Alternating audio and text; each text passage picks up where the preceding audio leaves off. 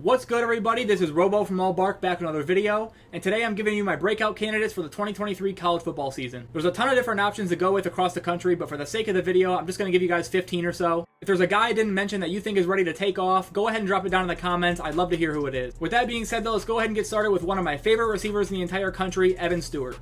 Evan Stewart is an absolute stud receiver heading into his sophomore season at Texas A&M. As an incoming freshman, he was ranked the #1 wide receiver in the class of 2022 and had a really solid year one where, despite missing a few games, he led A&M in both receptions and yardage, going for 53 catches for 649 yards and a pair of touchdowns. Now with Conner Weigman as a full-time starter, I'd expect Stewart to get a ton of usage, maybe getting closer to the 1,000-yard mark and hauling in a few more touchdowns this year. The apps. Yes. Weigman again to the air. One-hand grab, Evan Stewart! Freshman to freshman and a 15-yard strike. The program is all about the promise of this fantastic freshman class. Cade Klubnik was the #2 rated quarterback in the class of 2022, and he's got a high level of expectations out of Clemson this season. He started the final 2 games of Clemson's season against North Carolina and Tennessee and threw for 600 yards, a touchdown, and 2 picks in those games, as well as 81 rushing yards and 2 rushing touchdowns. I think Klubnik is incredibly talented, but he's going to need to get comfortable quickly as Florida State comes to town in Week 4 in a game that may end up deciding the ACC Atlantic Division. Klubnik pressured again, launches it downfield, and what an effort to come up with it! Travis Hunter was the #1 overall player in the class of 2022, and he flipped from Florida State to Jackson State on National Signing Day to join Deion Sanders, and then followed him over to Colorado as well. Travis plays both wide receiver and corner, but he's most prominent on the defensive side of the ball. In his freshman season, Travis was dynamic, recording 2 picks and 8 pass breakups, as well as grabbing 18 receptions for 190 yards and 4 touchdowns. I have no doubt Travis Hunter will be a superstar playmaker this year for Colorado in all aspects of the game. 2nd and 10 now for the Braves. The pass near the sideline is picked off, and is picked off by Travis Hunter. Hunter avoids one would-be tackler. Hunter has one man to beat, and it's a touchdown for Jackson State. Dominic Lovett is a former 4-star receiver entering his junior season, and he transferred from Missouri to Georgia this offseason. He'll be starting in the slot for new quarterback Carson Beck. Last year at Missouri, Dom put up really solid numbers with 56 catches for 846 yards and 3 scores, and was one of the SEC's leaders in production. Now with Georgia, I'm expecting more of the same for Lovett, putting himself further on the map on a bigger stage for one of the best teams in the country. Down, Cook. Looking to throw, looking long, looking for Lovett long, and Lovett's able to adjust his body and make the catch. Maason Smith is a massive defensive tackle for LSU entering his redshirt sophomore season and came into college with 5-star status and high expectations. He was picked by many to break out last year, but an unfortunate ACL injury while celebrating in the first game cost him the rest of the season. As a freshman, Smith recorded 4 sacks and 5 tackles for loss in just 7 games, and as long as he stays healthy this go-around, I'm expecting him to have a major impact on LSU's defense as one of the premier defenders in the country. Just underway, Florida running out of time, and Jones is sacked. Luther Burden was the 2nd-ranked wide receiver in the class of 2022 and chose Missouri over Georgia and Alabama. As a freshman, Burden had 45 catches for 345 yards and 6 touchdowns, as well as picking up 88 rushing yards and 2 rushing touchdowns. He also had a punt return score as well that season. And now with Lovett off to Georgia, Burden is the clear-cut #1 option in the Missouri offense and could be used in many ways as both a runner and receiver, and should put himself in the national spotlight as one of the biggest stars of the 2025 NFL draft class. It's the 11th play of the drive. They swing it out to Burden. He's so dangerous with the ball. There goes the freshman. Cook, quick pass.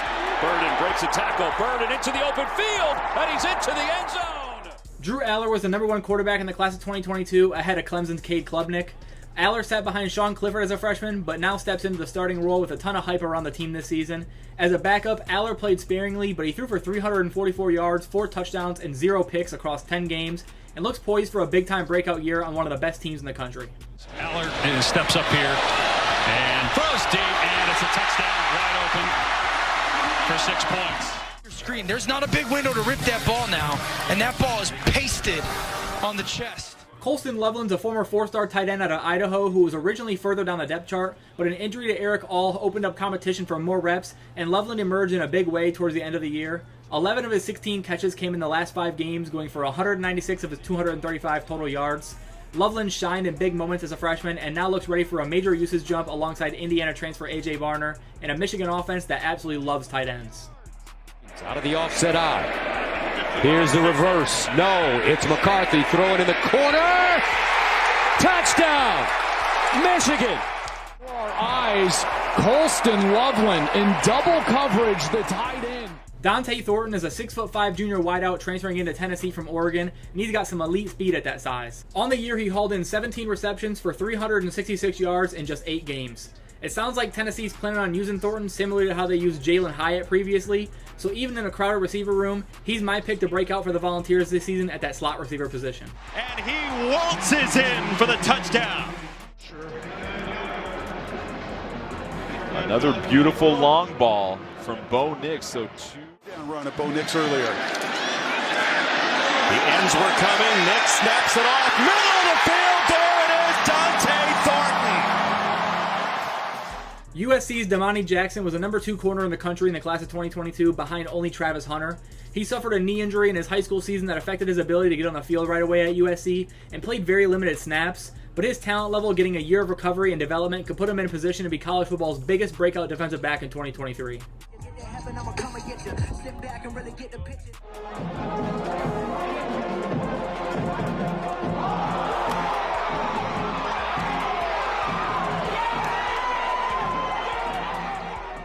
Dorian Singer is another USC Trojan that makes the list. He's one of the better receivers in college football that doesn't get talked about enough. Last year at Arizona, Singer put up over 1,100 yards, ranking 2nd in the Pac-12 and 14th in the entire country.